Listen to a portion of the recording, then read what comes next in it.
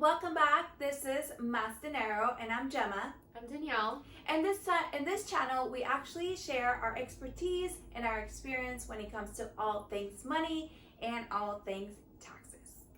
So today we're going to talk about some important changes the IRS has made for 2022 and going forward. Of course, we have changes every year, so don't just take these for the rest of your life. This is what it's going to be. Check in every year on the changes that IRS makes at a federal level, and then of course at your state level, county level, etc. So the number one thing we want to just make sure of moving forward is that for anyone out there that's an employee doing business on the side as an independent contractor, for those of you who are independent contractors only, for those of you who are business owners, you need to make sure moving forward that who you are working with is actually going to provide the right documents in place to make sure that you're defined as an independent contractor or a W-2 earner moving forward. So 1099 earner, W-2 earner, independent contractor versus an employee. And how you can look up this rule is by checking in with your local state and seeing the IRS rule. For example, in California is the AB5 rule. So you want to check that and just make sure with those list of questions, am I an independent contractor? Am I really an employee? And make sure with that employer that you have the right documents in place, which brings me to number two change.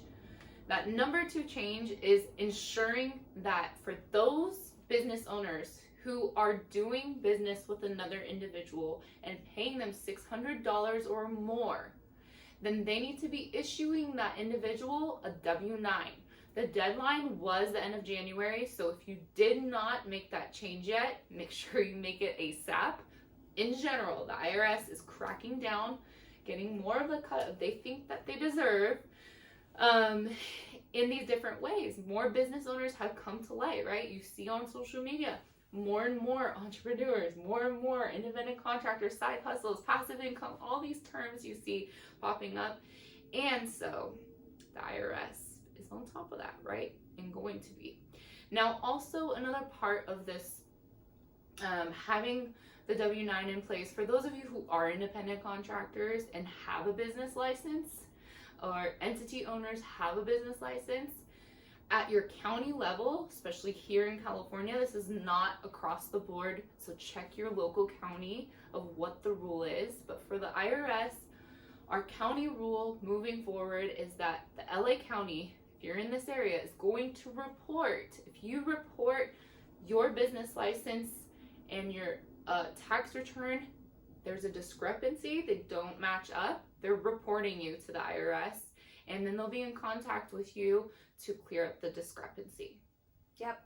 So speaking of those who may not have a whole business, or you may have a side hustle, some of you are used to doing transactions through different applications such as Venmo and PayPal and others, but especially those two. What's gonna happen is, there's a lot of noise around this, but what's gonna happen is if you have been getting compensated through those apps, and if you classify yourself as a business, let's say you have your Venmo app and then you add it as a business profile, that's gonna cause for you to have to pay taxes if you make more than $600 a year from your client. So one example is if you do lashes for a living, which is a lot of people, and you're getting all your clients to Venmo you, and you have a business profile, that is going to cost you to, if you're making more than $600,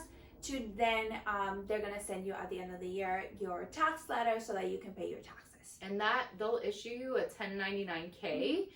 And for those of you who do have personal profiles that are clearly transacting in a business way, Venmo, all these apps, they're cracking down too and making sure that they convert those profiles from personal ones to business ones. They're gonna make a huge push so that you can convert. That way they can track you obviously better.